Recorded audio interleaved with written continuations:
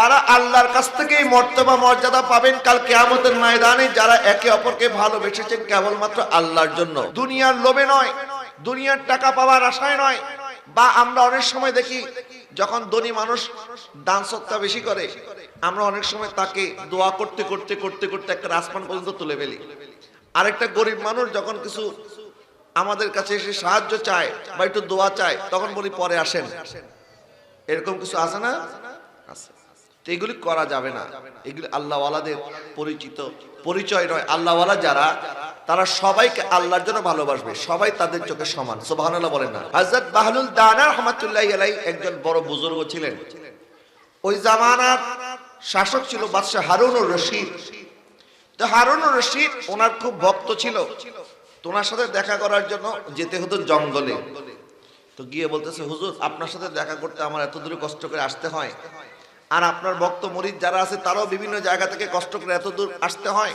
তা আপনি এক কাজ করেন, আমি তো বাদশাহ, আমি আপনার জন্য বাগদাদের মধ্যে একটা রাজপ্রাসাদ বানিয়ে দেব, আপনি সেখানে থাকবেন, সেখানে আপনার খানকা হবে, আর ওখানে দলে দলে মানুষ আসতে পারবে, আর আমারও কষ্ট করে এখানে আসতে হবে না, আর আপনারও সুবিধা হবে, এখানে বনে জঙ্গলে এখানে আপনাকে থাকতে হবে না। তখন বাহলুল দানা রাহমাতুল্লাহি আলাইহি বলতেছেন, এই হারুনুর রশিদ, যেখানে আল্লাহর বান্দারা এখানে আসে আমার সাথে দেখা করার জন্য, আমার তো দরকার নেই বাগদাদে গিয়ে রাজপ্রাসাদে থাকার জন্য। যারা বলেন না সুবহানাল্লাহ। ওইরা কখনো দুনিয়ার কোনো নাজ নিয়ামতের দেখে পাগল হয়ে যায় না আমাদের মতো, আমরা যেরকম করি আর কি।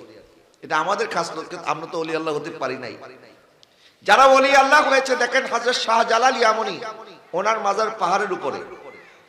শাহপরা ইয়ামানির মাজারও পাহাড়ের, কথা বলেন না ঠিক কিনা? আমাদের চট্টগ্রামে হযরত বাইজিদ বুস্তামি রাহমাতুল্লাহ আলাইহি একটা আস্তানা শরীফ আছে না বাইজিদের মধ্যে, ওটাও কোথায়? পাহাড়ের উপরে। এরকম করে যত পীর আউলিয়াদের আস্তানা, মাজার, এই সমস্ত জিনিস দেখবেন লোকালয় থেকে দূরে, যে জায়গায় একটা সময় মানুষ বসবাস করতো না, এখন তো মানুষ ওখানে গিয়ে বসবাস করে। এটা তো রিসেন্টলি হয়েছে।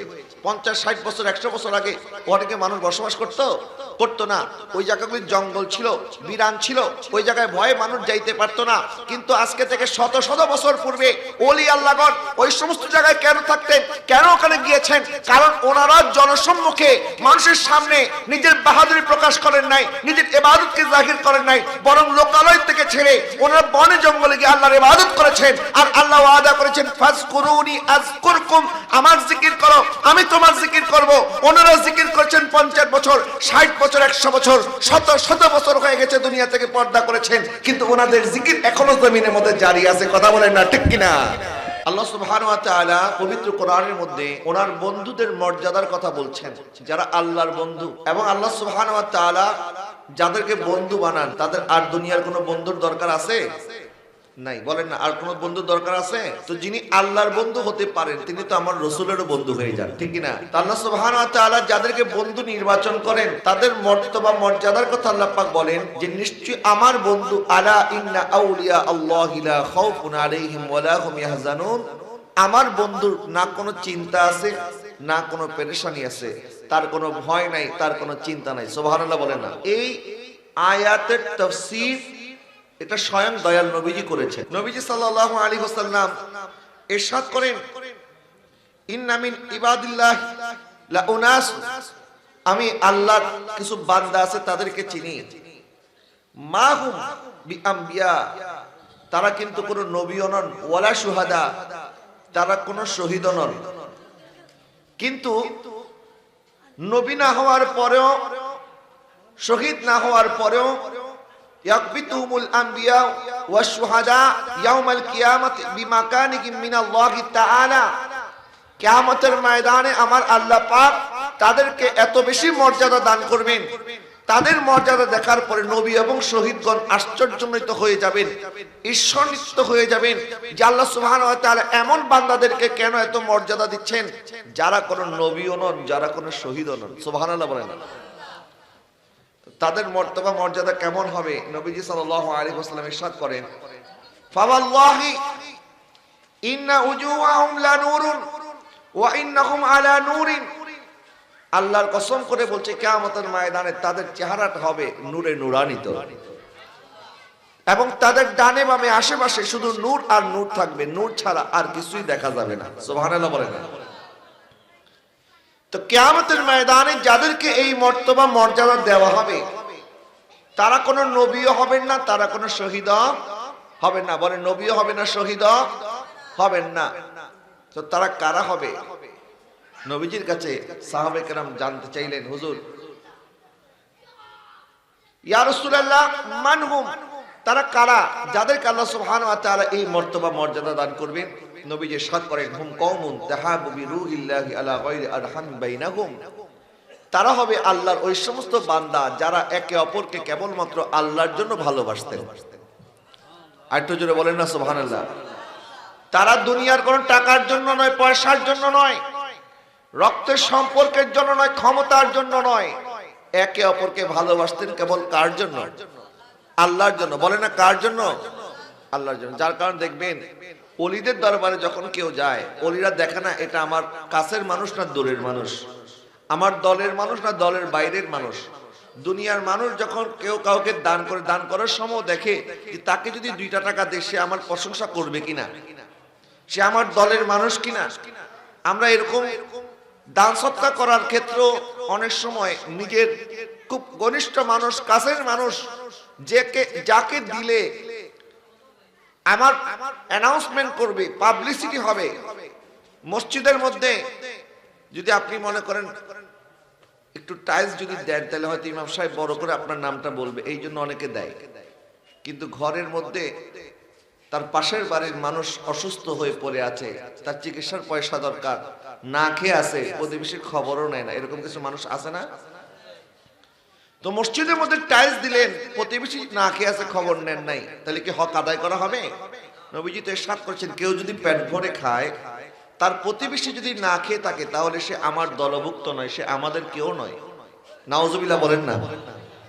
তাহলে আল্লাহওয়ালা যারা, বুজুর্গ যারা, যারা আল্লাহর কাছ থেকে এই মর্তবা মর্যাদা পাবেন কাল কিয়ামতের ময়দানে, যারা একে অপরকে ভালোবেসেছেন কেবলমাত্র আল্লাহর জন্য। বলে না কার জন্য?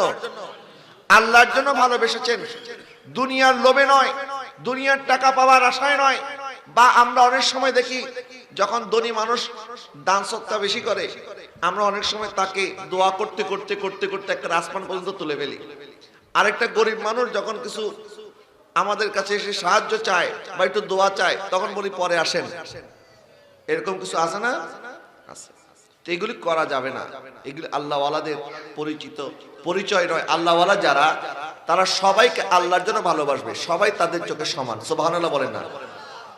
হযরত বাহলুল দানা রাহমাতুল্লাহি আলাইহি একজন বড় বুজুর্গ ছিলেন। ওই জামানার শাসক ছিল বাদশা হারুনুর রশিদ। তো হারুনুর রশিদ ওনার খুব ভক্ত ছিল। তো ওনার সাথে দেখা করার জন্য যেতে হতো জঙ্গলে।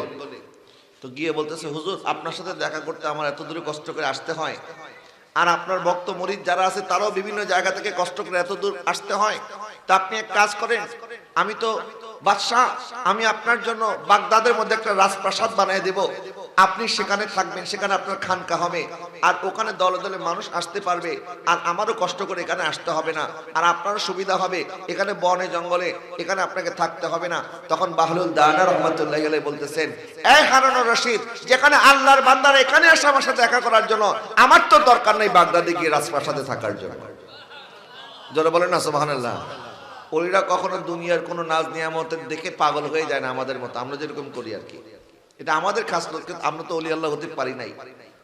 যারা ওলি আল্লাহ হয়েছে দেখেন, হযরত শাহজালাল ইয়ামানি, ওনার মাজার পাহাড়ের উপরে, শাহপরা ইয়ামানের মাজারও পাহাড়ে। কথা বলেন না ঠিক কিনা? আমাদের চট্টগ্রামে হযরত বাইজিদ বুস্তামি রাহমাতুল্লাহ আলাইহি একটা আস্তানা শরীফ আছে না, বাইজিদের মধ্যে, ওটাও কোথায়? পাহাড়ের উপরে। এরকম করে যত পীর আউলিয়াদের আস্তানা, মাজার, এই সমস্ত জিনিস দেখবেন লোকালয় থেকে দূরে, যে জায়গায় একটা সময় মানুষ বসবাস করতো না, এখন তো মানুষ ওখানে গিয়ে বসবাস করে, এটা তো রিসেন্টলি হয়েছে। 50-60 বছর 100 বছর আগে অনেকে মানুষ বসবাস করতো না। ওই জায়গাগুলি জঙ্গল ছিল, বিরান ছিল, ওই জায়গায় ভয়ে মানুষ যাইতে পারতো না। কিন্তু আজকে থেকে শত শত বছর পূর্বে ওলি আল্লাহগণ ওই সমস্ত জায়গায় কেন থাকতেন, কেন ওখানে গিয়েছেন? কারণ ওনারা জনসম্মুখে মানুষের সামনে নিজের বাহাদুরি প্রকাশ করেন নাই, নিজের ইবাদতকে জাহির করেন নাই, বরং লোকালয় থেকে ছেড়ে ওনারা বনে জঙ্গলে গিয়ে আল্লাহর ইবাদত করেছেন। আর আল্লাহ ওয়াদা করেছেন ফাজকুরুনি আযকুরকুম, আমার জিকির করো আমি তোমার জিকির করব। ওনারা জিকির করেছেন 50 বছর, 60 বছর, 100 বছর, শত শত বছর হয়ে গেছে দুনিয়া থেকে পর্দা করেছেন, কিন্তু ওনাদের জিকির এখনো জমিনের মধ্যে জারি আছে। কথা বলেন না ঠিক কিনা? কিছুদিন আগে ভারতের মধ্যে একজন আল্লাহ ওয়ালার কারামত আপনারা দেখেছেন, ওনার নাম হযরত শাহ মাহমুদ শাহ আল কাদরি রাহমাতুল্লাহি আলাইহি, যিনি 280 বছর পূর্বে ইন্তেকাল করেছেন। ওনার মাজার হচ্ছে ভারতের কর্ণাটকে। ভারতের কর্ণাটক সরকার রাস্তা করবে, এই কারণে ওনার মাজার ভেঙে ফেলা হবে। তখন ওই এলাকার ওলামায়ে কেরাম চিন্তা করলেন, একজন বড় বুজুর্গ, ওনার মাজারে আমরা সবসময় জিয়ারত করেছি, আর এখন মাজার ভেঙে রাস্তা হবে, এটা তো ওনার সাথে বেয়াদবি হবে। তো এক কাজ করি, সরকার রাস্তা বানানোর আগেই আমরা মাজার ভেঙে ওখান থেকে ওনার লাশ মোবারক যেটা আমরা পাবো কবর খনন করে, ওখান থেকে আমরা উদ্ধার করে আরেক জায়গায় কবরস্থ করে দেব, যেন ওলি আল্লাহর সাথে বেয়াদবি না হয়। ওনারা যখন কবর খনন করলেন, কবর খনন করার পর দেখা গেছে 280 বছর পূর্বে হযরত শাহ মাহমুদ আল কাদরি রাহমাতুল্লাহি আলাইহিকে যেভাবে দাফন করা হয়েছিল, ওনার কবরের কাফনের কাপড়ও ময়লা হয় নাই। যখন ওনার কাফনের কাপড় সরিয়ে ওনার চেহারা মোবারক দেখা গেল এখনো ওনার চেহারা মোবারক স্পষ্ট অক্ষত, ওনার দাড়ি মোবারকের মধ্যে পর্যন্ত ময়লা লাগে নাই। সুবহানাল্লাহ বলেন না? তাহলে আল্লাহ ওয়ালা বুজুর্গ, ওনাদের ক্ষমতা আছে না নাই? ওনাদেরকে হেফাজত করেছেন কে? আল্লাহ। তো ওনারা জিকির করেছেন, আল্লাহর ইবাদত করেছেন কয়েক বছর, লিমিটেড সময় পর্যন্ত। মানুষের হায়াত তো লিমিটেড, হায়াত শেষ হয়ে যাবে। আমার আর আপনার হায়াত যখন শেষ হয়ে যাবে, বডি থেকে একটা দুর্গন্ধ বের হয়, মাংস নরম হয়ে যায়, গোস্তগুলি হাড্ডি থেকে আলাদা হওয়া শুরু হয়ে যায়, তখন বরফ আনতে হয়। 5-6 ঘন্টা পর্যন্ত বেশি সময় আপনাকে রাখা যাবে না, আপনাকে কবর দিয়ে দিতে হবে। বলবে বডি থেকে দুর্গন্ধ বের হচ্ছে। কিন্তু আল্লাহওয়ালা বুজুর্গ যারা শত শত বছর পর্যন্ত কবরে থাকে, ওনাদের কবরের মধ্যে কাফনের কাপড় ময়লা হয় না। সুবহানাল্লাহ বলেন। এই জন্য এক শায়ের বলেছেন, জমি মেলি नहीं होती जमन मेला नहीं होता, जमी मेली नहीं होती जमन मेला नहीं होता, जमी मेली नहीं होती जमन मेला नहीं होता, मोहम्मद के गुलामों का, मोहम्मद के गुलामों का कफन मेला नहीं होता। अल्लाहुम्मा मौलाना मोहम्मद वाला आली।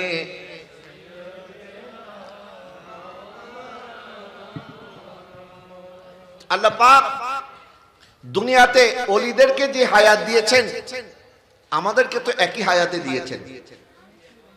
আল্লাহ পাক ওলিদেরকে এমন নয় 24 ঘন্টা ওনাদের জন্য 2 দিন বা আধা দিন ছিল। আমাদের জন্য যেমন 24 ঘন্টা একদিন, 30 দিনে 1 মাস, 365 দিনে 1 বছর, ওনাদের জন্য তো এমনই ছিল। কিন্তু আমাদের আর ওনাদের মধ্যে পার্থক্য হচ্ছে, ওনারা সময়কে কাজে লাগাইছেন, আমরা সময়কে কাজে লাগাচ্ছি না। ওনাদের সময় আল্লাহ পাক ওনাদের থেকে নির্দিষ্ট সময়ের মধ্যে পরীক্ষা নিয়েছেন, ওনারা পরীক্ষায় উত্তীর্ণ হয়েছেন। আর আমাদের হাতে সময় আছে, আমাদের হাতে ফুরসত আছে, আমাদের হাতে আল্লাহ পাক সুস্থতা দিয়েছেন, টাকা দিয়েছেন, পয়সা দিয়েছেন, আল্লাহ সমস্ত নিয়ামত আল্লাহ আমাদেরকে দিয়েছেন। তারপর আমরা ওলিদের মতো আল্লাহকে ভালোবাসতে পারি নাই এখনো। আল্লাহ সুবহানাহু ওয়া তাআলাকে যারা পেয়েছেন, যারা সত্যিকার ওলি আল্লাহ হয়ে গেছেন, আমার নবী সাল্লাল্লাহু আলাইহি ওয়াসাল্লাম ইরশাদ করেন, যারা একে অপরকে আল্লাহর মহব্বতে ভালোবাসে, কিয়ামতের ময়দানে তাদের চেহারাগুলি হবে নূরে নূরান্বিত, তাদের চতুর্দিকে থাকবে শুধু নূর আর নূর, এবং লা ইয়াখাফুনা ইযা খাফান নাস ওয়া লা ইয়াহজানুনা ইযা হাজিনান নাস।